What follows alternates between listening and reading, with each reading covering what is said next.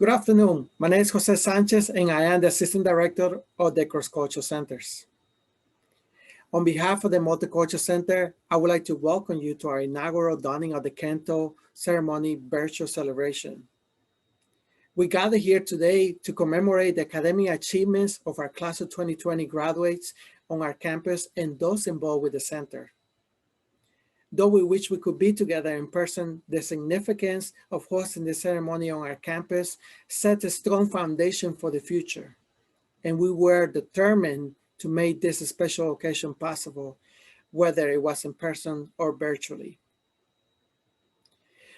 We will start our program this afternoon with opening remarks from our Assistant Vice President and Dean of Students, Dr. Lauren Rivera, followed by a brief overview of the history and significance of the ceremony presented by Samuel Torres, class of 2021.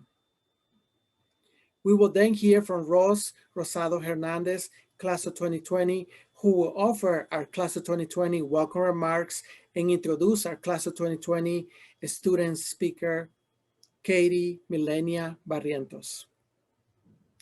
After we hear from Katie, Rose will introduce our class of 2020 video. In closing of our ceremony, Dr. Helen Wolf, Director of the Office of Campus Ministry, will offer a closing prayer, and I will offer some closing remarks. At this time, I would like to invite Dr. Lauren Rivera, Assistant Vice President and Dean of Students, to offer opening remarks. Good afternoon. My name is Lauren Rivera, and I serve the University of Scranton as the Assistant Vice President for Student Life and Dean of Students. I'm thrilled to welcome you to the university's inaugural donning of the Kente Ceremony, which has truly been a labor of love since it was first proposed by students and staff in the Multicultural Center approximately 2 years ago. I'm grateful for the patience and the persistence of those who had the vision to bring this celebration to fruition, and for those who advocated for students of color to be able to don the Kente bestowed upon them at this ceremony at commencement. As you will soon hear, donning of the Kente ceremonies have been held at other colleges and universities across the country since the 1990s. I'm excited that this year, the University of Scranton has adopted this wonderful tradition to honor our graduates of color for their academic and personal successes during their collegiate journey. As we celebrate our graduates, we must recognize that their successes are the result of incredible determination, given the unique challenges and systemic barriers faced by students of color across the country, and particularly at predominantly white institutions like the University of Scranton. Our university's Catholic and Jesuit mission calls us to address injustices in our world, including racism, and to work toward greater inclusion in our communities. The donning of the Kente ceremony is just one opportunity to show just how much we value, celebrate, and support our students of color at Scranton. On behalf of the Division of Student Life, I extend a heartfelt congratulations to our graduates in the class of 2020. You did it. I look forward to celebrating you today and would be remiss if I did not express my gratitude to the family members, friends, staff, and faculty who have supported you in your time at Scranton. Finally, thank you to Jose Sanchez, Assistant Director of the Cross-Cultural Centers, and all who have worked to coordinate today's virtual celebration. Thank you, Dean Rivera, for your words and ongoing commitment to the success of our students, and for supporting us every step of the way to make our inaugural donning of the Kente ceremony a reality. Now, I would like to invite Samuel Torres, who will share a bit about the work and commitment that went into making our ceremony possible and the history and significance of the donning of the Kente. Good afternoon. As Jose mentioned, my name is Samuel Torres, and I'm a member of the inaugural donning of the Kente Ceremony Committee. Last year, the Multicultural Center set out to explore opportunities to recognize and celebrate the accomplishments of students from underrepresented identities approaching graduation. The goal was to highlight the success in overcoming the particular barriers faced by students from these groups, specifically students of color, and attaining a higher education, With that goal in mind, we sought to establish a ceremony that would provide graduates with a positive and rewarding event, recognizing their hard work and dedication to their education. Thanks to the research by graduating seniors Camila Robles and Marquise Swan Lamaza about the history of the Kente ceremonies led them to Westchester University of Pennsylvania. They learned that more than 25 years ago, Dr. Franklin Simpson, Director of Affirmative Action, and Jerome Skip Houston, Director of Minority Affairs at Westchester, met with two English professors, Dr. Christian Nanu and C. James Troutman, to discuss ideas and plans for the new ceremony on their campus. Recognizing the need to honor the particular historical and personal struggles of Black students to complete a bachelor degree, the four came up with the idea of the Kente commencement ceremony, incorporating the significance of the Kente cloth, which dates back to 12th century Africa and the Ashanti people of what is now Ghana. On May 15, 1993, 30 graduates attended the first ever donning of the Kente event called a family affair. Through the years, the donning of the Kente ceremony has become an annual cultural achievement ceremony where families, colleagues, and friends gather to celebrate the accomplishments of those receiving their undergraduate, graduate, and doctoral degrees. The Kente ceremony or versions of this ceremony have become a cherished tradition at college campuses across the country, including a few Jesuit institutions, such as Georgetown University's multicultural graduation ceremonies, which are the Asian Heritage, the Harambe, which is like the African Heritage Ceremony, the Despedida Ceremony, which is the Latino Heritage Ceremony, Loyola University of Chicago's Legacy Celebration, Boston's College AHANA Send-Off, and Loyola Marymount University's Kente Graduation. Good afternoon. As Jose mentioned, my name is Rose Rosado Hernandez, and I'm a member of the Inaugural Donning of the Kente Ceremony Committee, and I'm also a member of the class of 2020 receiving my master's degree. I want to welcome my fellow graduates, family, and friends for being here today to celebrate the class of 2020 and their accomplishments. I also want to thank you for being a part of our ceremony, helping us create a new tradition.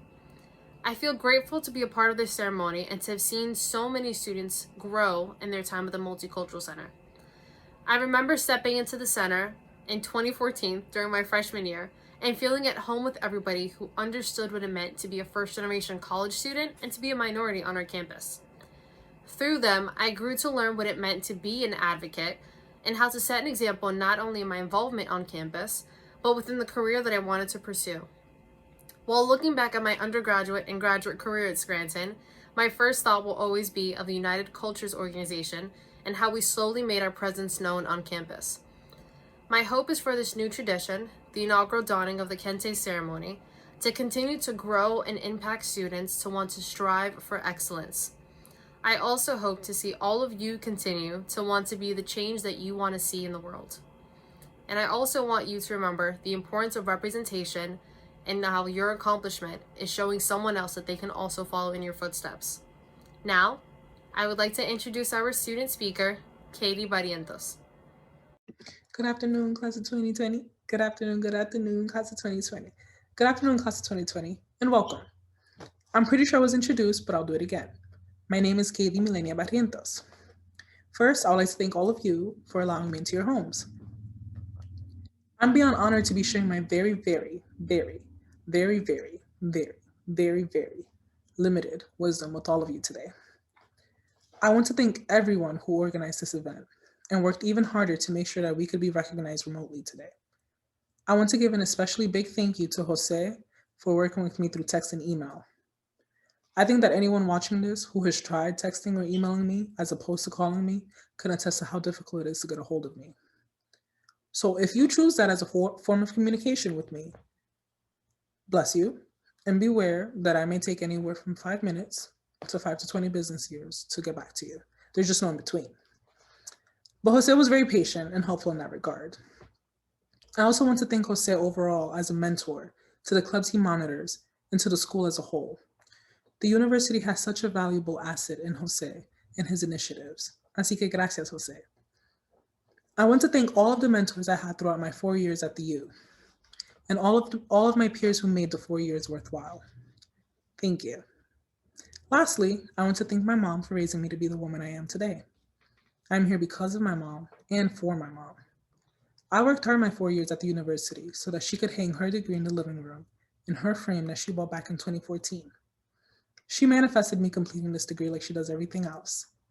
She is actually the reason I sit before you today, or stand, or stream before you today.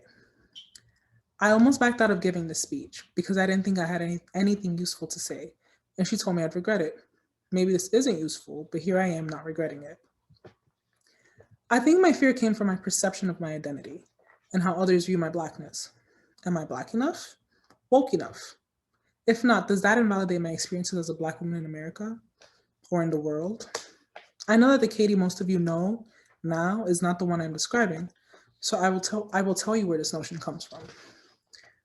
While I tell you my story, I invite you to think about yours because it will become relevant later on.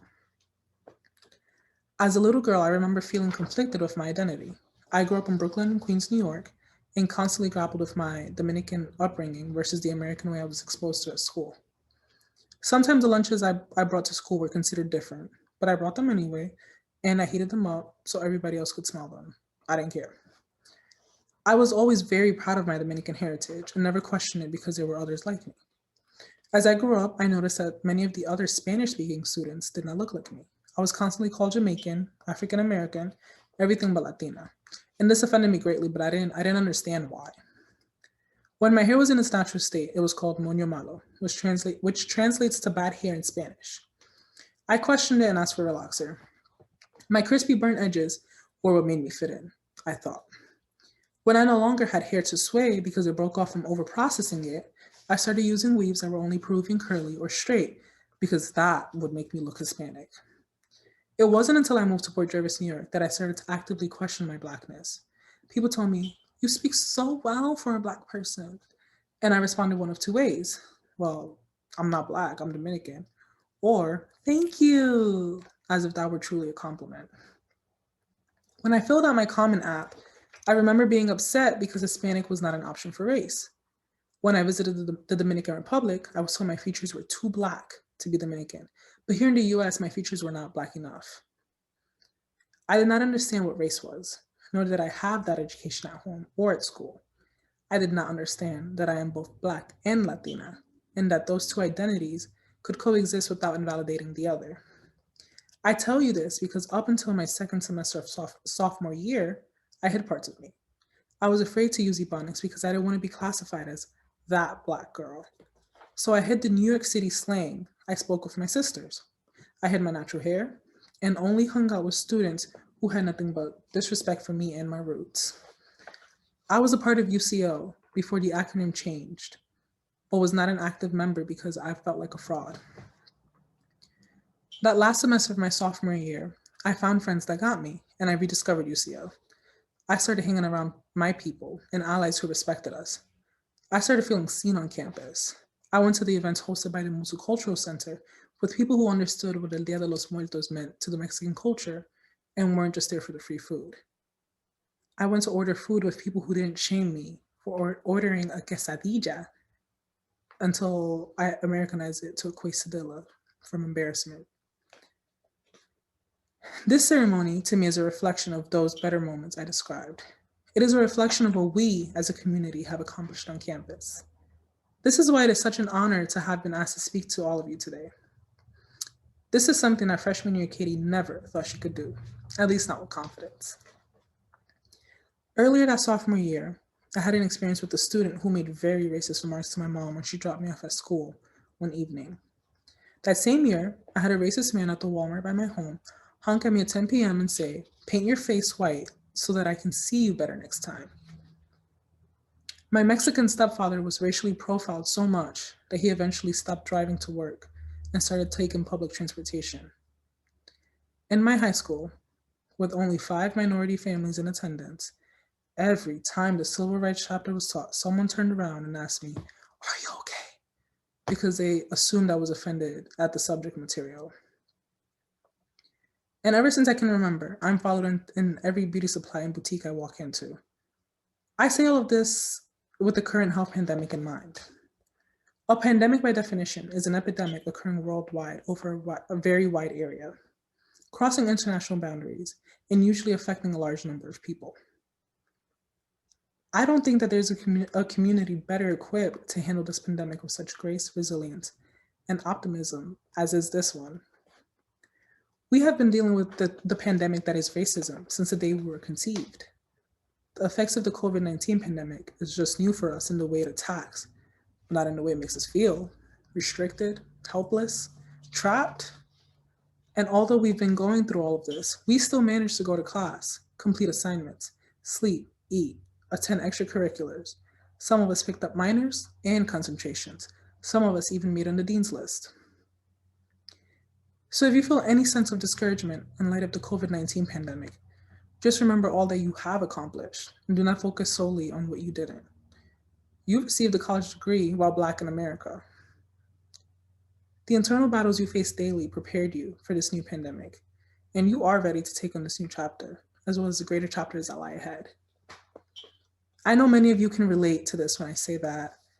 As a first-generation graduate, my greatest pain was to see the sadness in my mom's eyes when she said, "I won't be able to see my first graduate walk across the stage." It breaks my heart that she worked so hard for 22 plus years to not be able to take her blurry, lopsided pictures and her videos yelling, "Woo, that's my baby!" And I know that many of your parents, if not all, feel the very same way she does. I'm a firm believer that no one's pain should be invalidated, which is not my intent with this next statement. But I think that specifically for those of us present in this ceremony, our recognition across that stage, across the commencement stage, meant the world, especially to our families. I came to this country immigrating from the island of Antigua and Barbuda. Born to Dominican parents, I have 2 last names and was raised with 2 cultures throughout multiple cities. I've lived in houses, apartment complexes, our vehicle, trains, train stops, buses, and shelters until my mom was able to buy us a home. I was literally born multi-hyphenated, and my goal is to keep it that way. I intend to do so. I intend to do so in the way that I do things, and I intend to do so with the things that I do to make the world around me an improved version of what it is currently. And I urge you to do the same. We owe it to our ancestors, and you owe it to yourself to be a person with a plethora of professions, skills, and interests. Don't just do one profession because it pays the bills. Do it because it pays the bills and you love it. Have a hobby that changes the world. Even if you think you only helped one person, that person now has the tools to succeed and put forth more positive influences. I spent 2 of my undergraduate years in a major I did not like because I thought I needed to be a doctor because I needed the status to be heard and respected as a woman of color. I thought I needed these things because they would provide me with a seat at the table where it all happened and give me the tools to make it happen. I quickly realized that the fact of my existence was more than enough and that I'm the only tool I will ever need.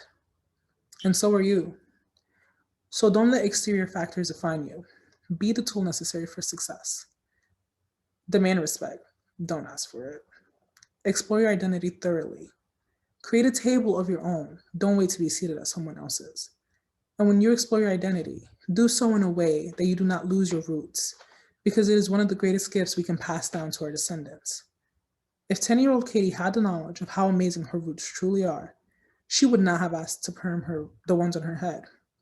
She would have learned to love herself and expect nothing less of others. If 10-year-old Katie has taught me anything, it's that we have control of how our identity plays out. No one else. So how about you watching?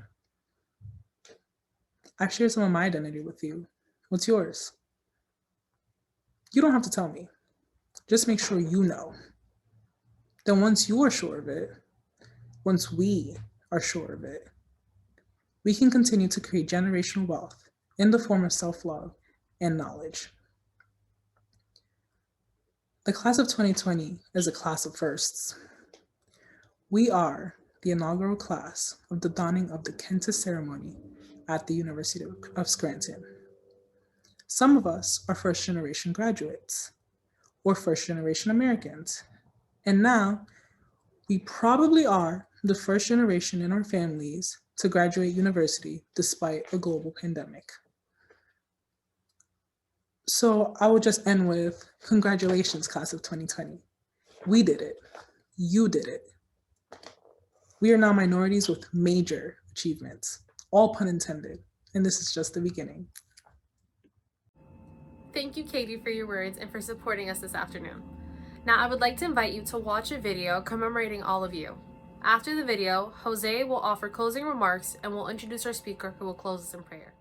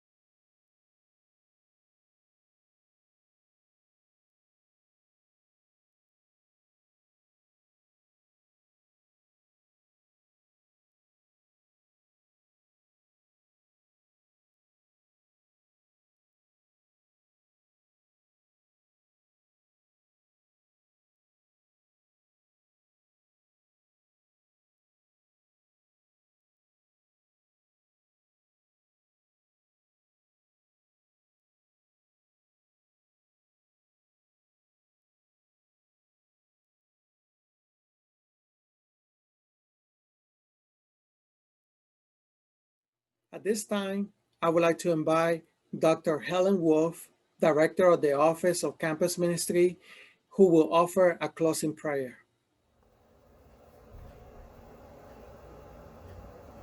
I am so very honored to be asked to pray with you on this very special occasion. Please take a moment now to place yourselves in the presence of the one who created us.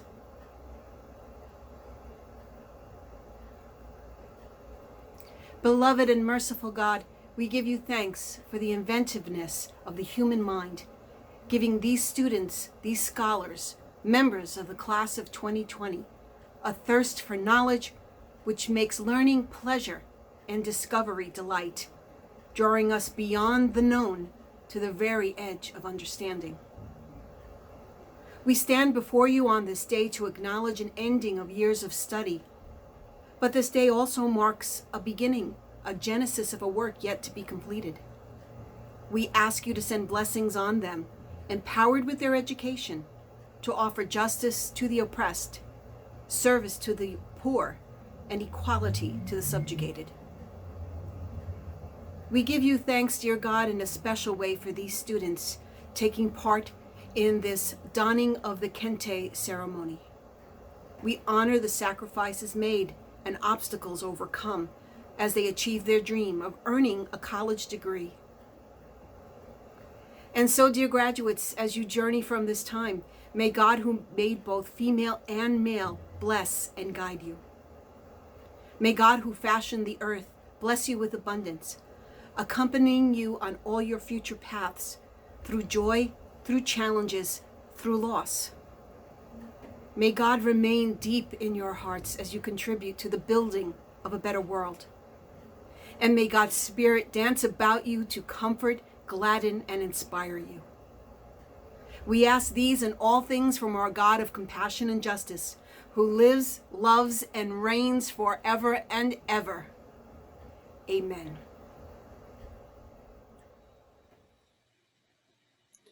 Thank you, Dr. Wolf, for offering a closing prayer for our ceremony and for your support this afternoon. Now, I would like to thank all of you for being part of our inaugural Donning of the Kente Ceremony virtual celebration. We would like to thank family, friends, and special guests that join us this afternoon. As we end our ceremony, I want to convey my sincere gratitude to the members of the inaugural Donning of the Kente Ceremony. First, a special thanks to Ava Amon Kawafo, who continued the work done by Camila Robles and Marquise Eswam Lezama and led the efforts from the proposal to the developing and planning of our ceremony this afternoon. Samuel Torres for her leadership and commitment to provide all our graduates with a symbolic gift that celebrate their achievements as graduates of the University of Scranton and their connection with the Multicultural Center. Rose Rosado Hernandez for her support in the planning and execution of our ceremony and sending communications to our graduates. And Tiana Adams and Anne-Marie Onwuka, who volunteered their time supporting Samuel and putting together our class of 2020 graduation gifts. Thank you for everything you did. As if it wasn't for your time, hard work, and commitment, we wouldn't be gathered here today. This ceremony wouldn't also be possible without the guidance and ongoing support and advocacy of Maria Marinucci, Director of the Cross-Cultural Centers, Shannon Murphy Fenney, Assistant Dean of Students, and our Dean of Students, Lauren Rivera, who supported us every step of the way in the proposal and approval process, working with our Vice President of Student Life, Dr. Bobby Davis. Thank you, and thank you for making this ceremony possible. Now, please join me in recognizing all our graduates of class of 2020 with a big round of applause.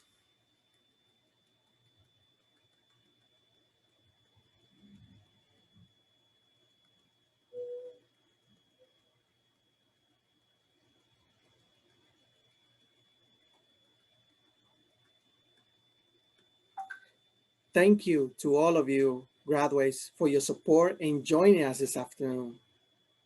And as the President Jose may have already told you before playing this video, we will keep the Zoom meeting open if anyone wants to say a few words or if you just want to hang out for a few minutes. Thank you.